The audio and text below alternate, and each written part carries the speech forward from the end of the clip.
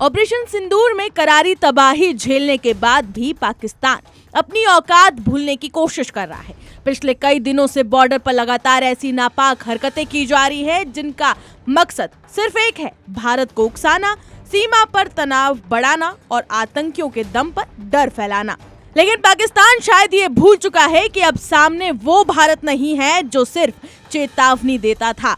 अब सामने वो भारत है जो घर में घुसकर जवाब देता है और दुश्मन को उसकी भाषा में समझाता है। हाल ही में बता दें कि भारतीय सेना प्रमुख ने साफ शब्दों में पाकिस्तान को अल्टीमेटम दिया था, अगर इस बार कोई गलत हरकत हुई तो जवाब ऐसा मिलेगा जो इतिहास में दर्ज होगा। और लगता है पाकिस्तान ने इस चेतावनी को हल्के में ले लिया, क्योंकि अब LOC पर उसने फिर वही गंदी चाल चली है। लेकिन इस बार भारतीय सेना ने ऐसा प्रहार किया है कि पाकिस्तान के आतंकियों और उनके आकाओं के होश उड़ गए।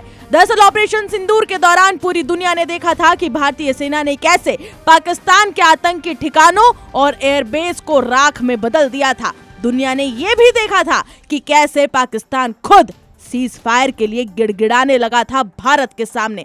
लेकिन पाकिस्तान की फितरत ही धोखे और आतंक की राजनीति पर टिकी है, इसलिए एक बार फिर से उसने LOC पर घुसपैठ की बड़ी साजिश रची। जम्मू कश्मीर के पुंछ जिले के कृष्णा घाटी सेक्टर में मंगलवार शाम करीब 4 बजे भारतीय सेना को LOC के पास संदिग्ध गतिविधि दिखाई दी।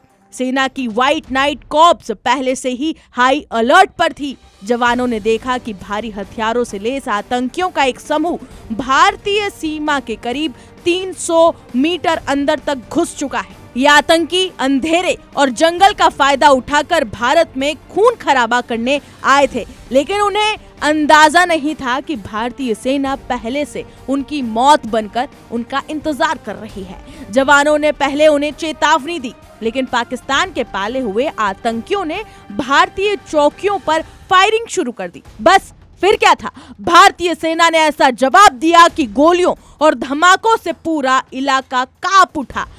कुछ ही देर में भारतीय जवानों ने एक आतंकी को मौके पर ही ढेर कर दिया।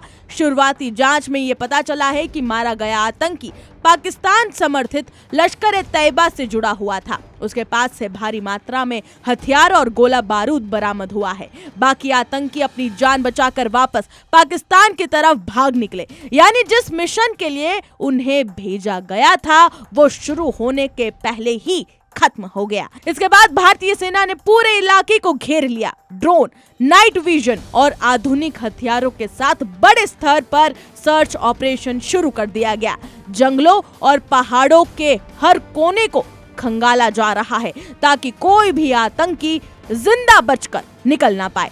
भारतीय सेना ने यह साफ कर दिया है कि LOC की तरफ आंख उठाने वालों की आंखें निकाल दी जाएगी। अब हर घुसपैठ का जवाब गोलियों से नहीं, तबाही से दिया जाएगा। दरअसल बता दें कि पाकिस्तान इस वक्त अंदर से पूरी तरह से टूट चुका है। देश भुखमरी से इनका जूझ रहा है, अर्थव्यवस्था ICU में पड़ी है और दूसरी तरफ TTP और BLA जैसे आतंकी संगठन खुद पाकिस्तान की सेना को निशाना बना रहे हैं। रोज पाकिस्तान में धमाके हो रहे हैं, सैनिक मारे जा रहे हैं, लेकिन अपनी नाकामी छुपाने के लिए पाकिस्तानी सेना फिर भारत के खिलाफ साजिश रच रही है। लेकिन पाकिस्तान को अब ये बात गांठ बांध लेनी चाहिए कि अगर इस बार कोई भी हिमाकत हुई तो सिर्फ आतंकी कैंप नहीं उड़ेंगे, बल्कि पाकिस्तान का नक्शा हिल जाएगा। भारतीय सेना पहले ही खुली चेतावनी दे चुकी है कि इस बार पाकिस्तान का इतिहास भी बदलेगा और भूगोल भी।